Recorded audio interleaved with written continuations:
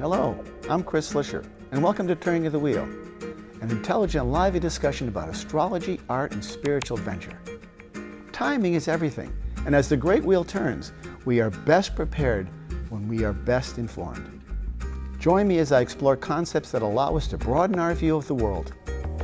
You'll hear interesting topics, meet fascinating guests, and discover who you really are. Using the time-tested practices of astrology, you'll learn how to accept change as the great wheel of life turns. Astrology, art, and spiritual adventure on Turning of the Wheel TV with Chris Flisher. Hey, welcome to Turning of the Wheel.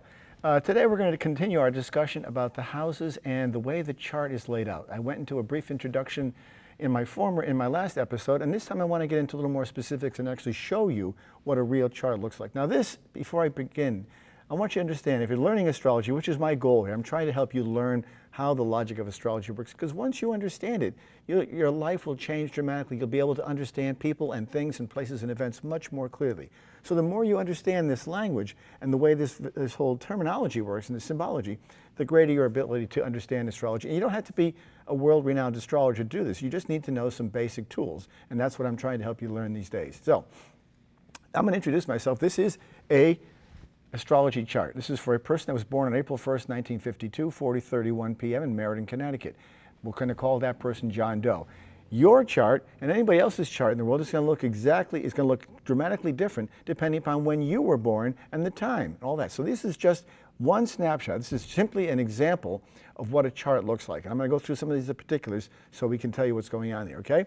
And then we're going to get into some of the houses and how it happens and why the ascendant, which is this point right here on the chart, why the ascendant is so important, because this is what sets the orientation. You see right now, that is the symbol for Virgo. This person was born at 4:30 in the afternoon when the sun was in the sign of, when the sun was on the horizon in the sign of Virgo. So the sun is in each of the signs for 2 hours each day as the world turns, and the world turns 1 degree every 4 minutes. So in 2 hours, Virgo's on the ascendant, 2 hours, Libra's on the ascendant, 2 hours Scorpio's on the ascendant, and so on. And it goes throughout the day. It starts the ascendant at the time that of the sign in which the sun is in. So in April or March, the sun is going to be on the horizon in Aries, and that's where you'd see it. The Aries would start there at 6 o'clock in the morning and work its way around until 6 o'clock in the evening. You'd be just the opposite. This is complicated stuff, and I can help you out if you want to go to my website, turningthewheel.com or chrisflisher.com. And I often teach private classes for those of you who want to learn more. And I would encourage you to do that, because I think when you start working with the charts and you start seeing how the things work, you really begin to get an understanding for it. So again, I want to get back to the explanation of the ascendant. We talked about the ascendant many times. I told you what it meant sort of archetypally, which means what are the attributes that we assign to the ascendant when we're talking about it. The ascendant is sort of, it's represented, it's the first point in the chart, first of all. It's the opening door to what's called the first house, which is the house of self. And it occupies, this is the ascendant right there, is where it says 22 degrees Virgo, and the first house runs down to where you see the next sign kicking in. So that little section right there is the first house.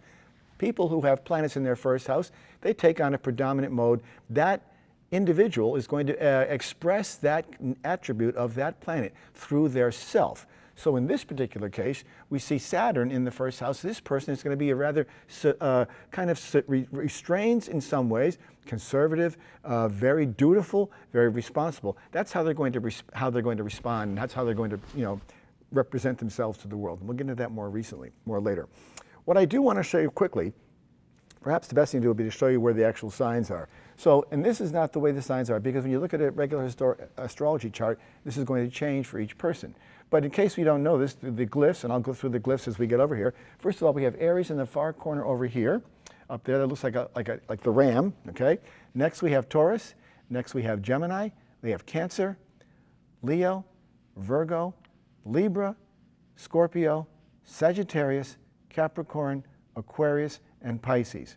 So, and you'll always find that the sign is the opposite of its inverse. So Aries is always going to be opposite Libra, Cancer is always going to be opposite Capricorn. That is where we have the oppositional quality of astrology, where you find that sort of, and I've always mentioned this before, when you find, especially with regard to relationships, you find somebody who's the opposite of you, oftentimes you'll find that that person is exactly what you need in your life to fill that which you do not have yourself. So we find many times, oftentimes we'll find a lot of couples who are married who are opposite sides. And that old phrase, opposites attract, really is apropos in this case because, as I said, you know, the difference between an Aries and a Libra is considerable, but the Aries might need what the Libra brings to the table just as a Libra might need what the Aries brings to the table. And that's true for all the opposites around the whole chart. Now, as I mentioned before, the reason I focus on the precision of the time of birth, and this is really what this is all about, because it sets the orientation of the chart. What we see right now in this chart, if this is at 4:31 p.m., which you can see right here, John Doe, April 1st, 4:31 p.m., this is what this person's characteristic looks like at his moment of birth, or his John Doe's moment of birth. This is what he looks like. So as a result, we look at this chart and we can begin to decide, astrologer, a carefully trained astrologer, can begin to determine personality traits and attributes of this individual. We see that they have their sun, which is over in the far corner over here, is in the 7th house. It's in Aries. That person is very much driven by the idea of relationships. Relationships are incredibly important to them. Much of their whole persona is based on how they interact with others. So this is a very mutual kind of thing. As I mentioned earlier, we have Saturn in the 1st house here. That indicates a very, not necessarily a sober person, but one who takes responsibility very seriously. Here we have Neptune in the 2nd house.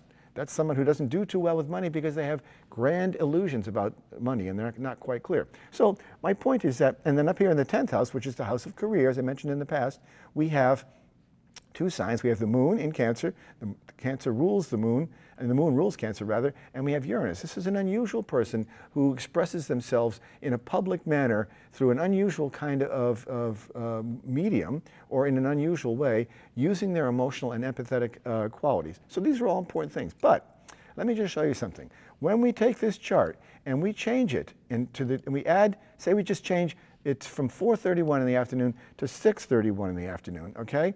And then we calculate that, we go back, look what happened. It dramatically changed the chart, okay? So now, instead of a Virgo on the ascendant, we have Libra on the ascendant, and instead of that person being interested in this career, having the Uranus and the moon in the career, those two planets are now in the 9th house of that person because they were born 2 hours later. So their whole orientation of the chart has changed. You see how that works? The whole thing shifted.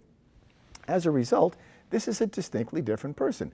Born in the same day, born in the same place, but the time changed everything. And that's where the orientation of the chart comes in. So let's go back to where we were before so we can get back and understand. But I want you to see that's a very critical point. And if I moved it 2 hours again, it would jump to the next sign, the next sign, the next sign, the next sign. That's why I always come back to the idea of knowing the time of birth sets the orientation. Yes, we can get a lot of information about a person without knowing the birth time. So those of you who are adopted or are from foreign countries sometimes who don't have records where they kept birth certificates, or you just don't have your birth certificate, or you don't know the exact time of birth. Not all hospitals recorded the exact time of birth. It's actually one of the biggest frustrations that astrologers have because they can't get that granularity. What we get here is we get granularity because, as I mentioned in the introduction to the houses are the stage setting where the action takes place. Each one of these pieces of this pizza pie that you see here is a different section of your life. I'll go through that again to review it real quickly. The first house is the house of self. Second house is the house of money and possessions. Third house is the house of siblings and communications. Fourth house is the house of family and home. Fifth house is the house of children and creativity. The 6th house is the house of service and health. The 7th house is the house of relationships. The 8th house is the house of sex and death. That's always a good one. Everybody loves that one. It just means the house of regeneration. Then we have the 9th house, which is the house of spirituality, education, and travel. The 10th house, as I mentioned earlier, is the house of career. 11th house is the house of groups and associations to which you belong. And the 12th house is the very last one. It is the house of transition. So when planets land in a house, based on the accuracy of the birth time, then we can determine the nature of the individual with incredible precision and accuracy. This is what is amazing about that. I had a client come to me the other day who had just spent, I don't know how much time and money, but a lot of money and time on a psychotherapist. She sat down with me, and in an hour, I told her exactly what was going on in her chart. And she was so amazed that she walked away and said, do I need to go to a therapist anymore? And I said, well, you know, that's up to you. That's your choice. I'm not going to take away money from the therapist. But The reason this works so well is because these two are very closely aligned. My major, of all the clients people who come to see me, the one occupation that is the most predominant in that whole demographic of clients that I have is a psychologist, because they understand astrology works, and oftentimes they will infuse it and incorporate it in their daily practice as well, which is really, really helpful. So I want to get back to this idea of the orientation of the chart. So let's go back and do this again. So now we see this person is born at 6/31 on the same day, same place, same year. But we're going to go back and we're going to edit the chart back to where it was before. And you'll see that that will change back to the I'll change it back to 4, and we'll calculate that chart. And then we'll go back and we'll see, okay, there it is again. Now this person has changed. So when Saturn, that little symbol right there, which is Saturn, was up here, now it's down here. It takes on a whole new meaning. And so today I'm going to talk a little bit about, this was just a kind of an introductory, and I'll go through this again over and over again as I go through the houses. I want to go into some of the attributes of the houses, and there's a long list. There are books on just houses alone that have pages and pages of attributes, and they go on and on and on and on. So I think that for the sake of brevity, and for the sake of trying to understand it, it's better if we use condensed versions of the houses and the definitions of what they apply to, because most people will recognize that. The long lists and books are for the people who want to do astrology, who want to get into the details and get into the weeds, so to speak, of how complicated it is. And that's why it's important to understand that I actually, when I teach astrology, I often ascribe one word to every planet, one word to every house, one word to every sign, so that way people have an association very quickly and they can understand what that means. And I like that idea because it's easier for memory cues, because what happens in your mind, if I give you one word, say, for the second house, and I say money or resources, you're going to expand that. If I just said resources, you'd say, well, what are resources? Resources could be your house. Resource could be what you own. Resource could be what you have in the bank. Resource could be your retirement account or what you have coming to you. So when I say resource, your intellect will expand on those terms because you naturally have an inclination for your mind to take in more information as a way of defining it and helping you get clarity in that regard. So it's important that we have that quality and you understand that piece of it. So it's important to have that one word, and I can provide those for you. A lot of this information is on my website, turningofthewheel.com. My website is currently under construction, but that shouldn't stop you. You can still go there. There's still a lot of information there. If you go to the astrology section and go under Learn Astrology, you'll see I have drop-downs which explain the houses, the planets, the signs, the modes, and all the other things. And you'll be able to understand the houses as well, and you'll be able to understand more there. That there's kind of good ideas there. So I'm going to talk about the first house and just give you a few ideas. And the reason I have to read off a list is because even though I know them all, there's just so many, it's easier to do it this way and you'll be able to understand it more. So bear with me in that regard. Okay, so the first house is the house of personality. It's an angular house, as I mentioned in my last episodes, because the angles are the 4 cardinal points, the north, the south, the east, and the west of the chart. The high, the low, the left, the right, if you think about those infinite points in this 360-degree wheel. And there are 4 angular houses. There's one for fire, there's one for earth, there's one for water, and there's one for air. And in the case, that's all we have to know about that right now. So the first house, it actually corresponds with Aries and Mars, but the key words that are most important for the first house are appearance, personal appearance, how you care for yourself, and what is your approach to life. What are the beginnings of all the enterprises that you get involved with? This is what reflects your birth, your character, your desires, your disposition, your environment, your immediate environment, school, house, public places, your habits, how you are seen by others. I am, this is also the first house, I am is sort of like self. Impression one makes on others, individuality, personality, your physical body and form, the projected image that you give to the world. In other words, we all may be certain people, but beneath this exterior, there's somebody else going on inside. But what I project out to the world, and what you project out to the world, is based on what's happening in your house in the same way. So that's an important distinction. Also, your self-opinion, the way you express yourself, and the way you want others to see you. So when you get dressed in the morning and you're going off to your office or to school or wherever you're going, you look in the mirror, you make sure you got the outfit on that you want for that day. That's sort of the image that you want to project to the world. That's what you want people to see when they see you. And so that's what it's all about. And those are some of the key words. And I think it's important. There's many, many more. I've got books and books and books about just this topic by itself. But it also represents children. There's a lot of stuff that goes on here. Nations, moral qualities, sort of your values are found in this place. Health in general is found in this area. Journeys. So there's a lot of things that spread out with regard to what the first house is all about. And that's why it's important that we talk about that. And as I said, this is a generic chart, meaning that this is a person, yes, and this is somebody I know, and this is a person, but where their planets are, and I'm going to go through the planets eventually, I'm going to go through the signs, and I'll explain to you what they are. And I'll give you the glyph for it, these individual things that you see here on the screen, those are called glyphs. And the glyphs are the symbols that we use for astrology, and they do all the sort of things that you want them to do, and they are old, ancient ideas that are transcended from many years ago, but they have symbology, and the symbology means that when an astrologer looks at that, they know what is inherent in that characteristic. Okay, so that's a brief overview of what the first house is. I'm now going to move on to the second house, which is this one right down here. And we go in a counterclockwise format, as you can tell by the numbers on the inner wheel there. You'll see those inner wheel numbers. This is the second house. As I mentioned before, this is the house of money or resources, okay? So this is a succedent house, meaning that it follows the angular houses, which is the pioneer. Those are the initiatory ones. These are also what's considered to be the fixed houses. And there's also 4 fixed houses. There's one for earth, there's one for fire, there's one for water, and there's one for air. Okay? And so the second house, it corresponds with the sign of Taurus and Venus as a planet.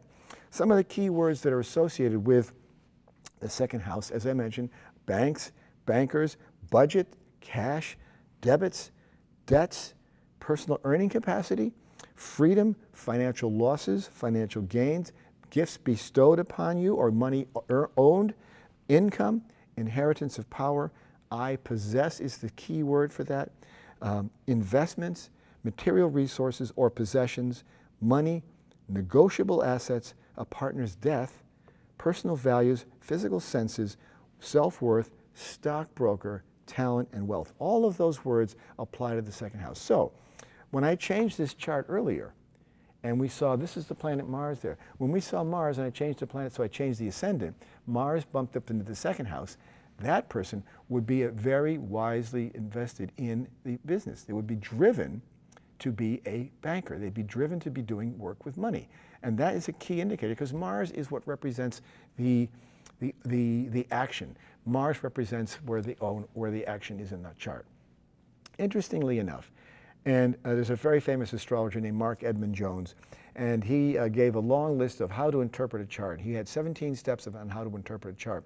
The very first planet he looked at in the chart was not the sun, the moon, or the ascendant, which many astrologers might opt for.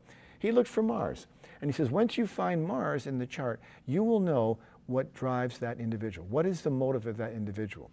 So in this case, going back to the original chart where the person was born at 431, Mars is in the third house. It's pretty good odds that that person is a writer or works in the communication field in some way where they express themselves. This is what it's all about because they're motivated to express themselves. This is really important in that regard. So do you understand how far I've come and how the ascendant? Now we could bring another chart, and I'll bring in some charts over the coming weeks that have different people, and you'll see the way those things change because we are all unique, just like our fingerprints. Just like our fingerprints, we are unique. And even we have people who have been born, several minutes apart, twins, for example, they also have a characteristic. They have many of the same planets. Obviously, they have the same planets, but in that one, if they're on the cusp, they're going to have a difference of say, 1 or 2 degrees. Two twins that are born 6 minutes apart, we're going to have one, say, maybe one at 21 degrees and one at 23 degrees. That changes the orientation of the chart. These numbers that you see above the signs represent the degrees, and so it's important to understand that. So we're only going to go through the first, the second, and the third houses today, which is that bottom quadrant right there. And as I said, I encourage you to do a Google search on first house attributes, second house attributes, or third house attributes, whatever house you're interested in. When you get your astrology chart, and you can get your astrology chart at astro.com, which is not my website, by the way. It's a very, very good website. It's in Switzerland. They do a very good job. You go there, enter your birth date, place, and time. You cast a chart, and when you cast that chart, you will see how it looks and you'll see where these planets are, and you'll be able to see exactly where the houses are. When you see where the planets are in the houses, you'll be able to form an impression of who you are. You're like, wow, that is so right. And it's very easy to learn when you go into that regard. It gives you the ability to hone in on your attributes. And it also, as we get further into the course of this, you'll be able to see how this all plays out with regard to your personal career. And then we bring it into the world of today, and we'll know. So this chart is a static chart. This is just like a fingerprint, like I said. It's like your birth certificate. It will not change. You're going to always have this. Not everybody likes what they have when they are born, but that is the challenge in the life. And all the lines in the middle, that's another whole subject we're going to get into later. Those are called aspects. When you see difficult aspects which are dominated by squares, you know there's a challenge that has to be met there. Every one of us has challenges in our life that we must meet. That is part of our evolutionary process as we age and mature. We rise to the occasion, we face our challenges, we learn the lesson of the challenge, and we go on from there. This is an extremely valuable thing about it. And when we see this in our lives, and we go back through our course of our lives and we say, wow, I understand now why that was so difficult for me to do that.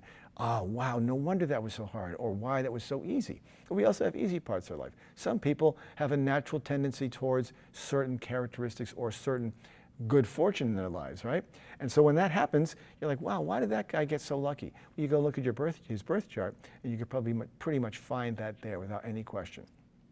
I'm going to move on to the third house quickly, and then I'm going to go back and summarize all of this again one more time. The third house is on the bottom here. It's the house of communication, as I mentioned, and we see Mars there right now. That's the symbol for Mars, and I'll go through that. In this case, this is Mars in Scorpio, and so this person likes research, this person likes to write, this person likes to communicate, they like to communicate about deep topics, and they're very action-oriented with regard to that. So they are very they're almost driven, is what the word I would say, because Mars is very much of a driving element in the chart. It drives this individual to communicate, and it's really interesting. So what's important about the third house, and there's four planets, four elements in the third house as well. These are the houses that are called the cadent signs. So we've got a fire, earth, air, and water there as well, for each of them. And those are also known as the mutables. In the succeedent cases, those are known as the fixed. In the angular, those are known as the cardinal. So those are different words for the same meaning. When I get to the third house, as I said, it's the house of communications, and it's ruled by, it corresponds with Gemini and Mercury, which makes perfect sense because Mercury is the fast-moving communicator. When we think about third house, we think of things brothers and sisters, communications, commuting, concrete thought, the conscious mind, contracts and agreements, correspondence, intellect, intelligence, journalism, curiosity, journals, lungs, breathing, meetings and conferences, messages, text messages, for making it more contemporary, telegrams, neighbors, nerves and nervous systems, because this is all a representation of how the inside communicates, post office, mail, postmen, receptivity to ideas from others, secretaries, short trips, speeches, studies, students studying, teachers, tests written and oral, trade, local transportation of all kinds, writing and writers. So remember I said this is all about communicating and all things that are expressive outwardly. All the things that I mentioned involve expression. Teachers, journalists, writers, speakers, actors. Some of the greatest actors in the world have a very strong trait in this area, a very strong Gemini trait. Very creative people do as well. We see Paul McCartney, Bob Dylan, Brian Wilson, all are strong Geminis with that strong creative streak. This is a very creative type of individual and a very creative part of the chart. And I think it's interesting to find this particular person has that there. If I change this birth time, if we went to the hospital 2 hours after this person was born and we ran a chart for that person and they had their ascendant in a different spot, their motives would be dramatically different. In this case, this person is driven to be a writer. But if we go, as I said earlier, and we change that to 2 hours, and we go back and we edit this chart, and we change that to 2 hours in the other direction, we're going to get a much different person. And I think this is one of the most fascinating things because this really does change. Now where do we see the emphasis? Now we see the emphasis has moved to the second house, and the second house I told you earlier was about money and resources. So this would be a person who might work in a bank, or who might be a hedge fund manager, or who's very, very driven by money. Not everybody is motivated by money. I know that's true for myself. I wish I was more motivated for money.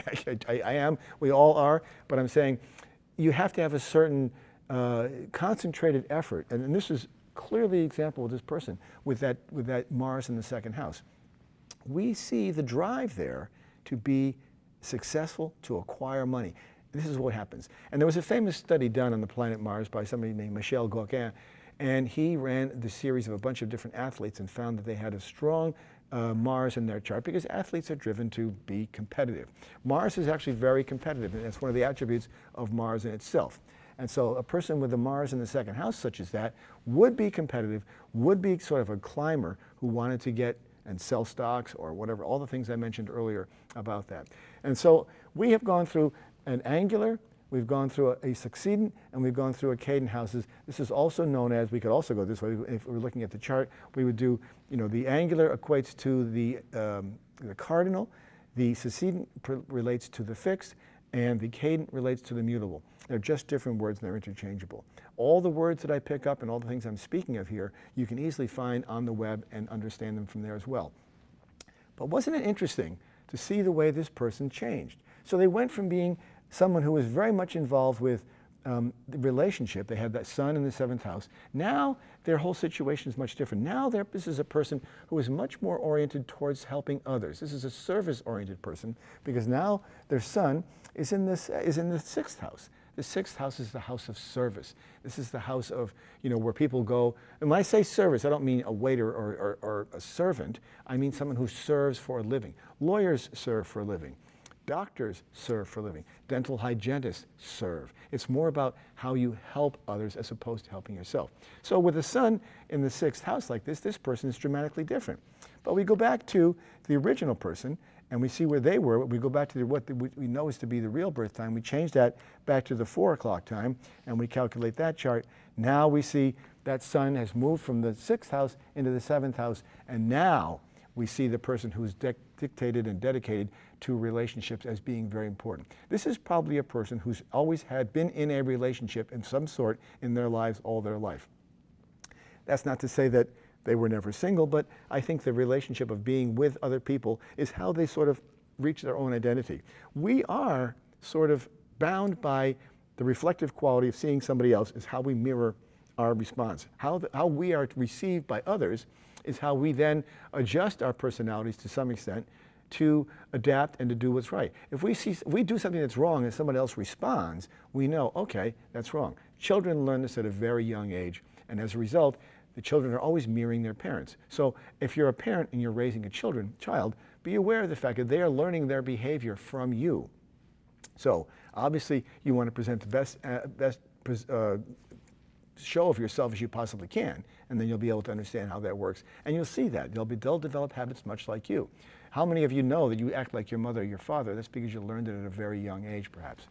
So in the next time we come around to this, I'll be going on to the next 3 houses in the next quadrant, and I'm going to get into more detail as we go through the wheels. And I want you to know that the things I gave you here was just the tip of the iceberg. As I said, there are whole books based on just, what the houses are made of. So there's 3 or 4 or 5 pages, 15, 20, 30, 40, 50, 100 different descriptions of what the first house is. And so you have to find that out and see how it applies to you. But it will be accurate, there's no question about it.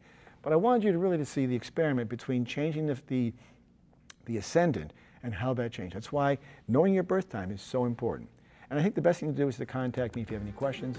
You can contact me at chrisflisher.com or turningthewheel.com. I'm always happy to help you. I'm always happy to give out private lessons. And I'll talk to you soon. Take care.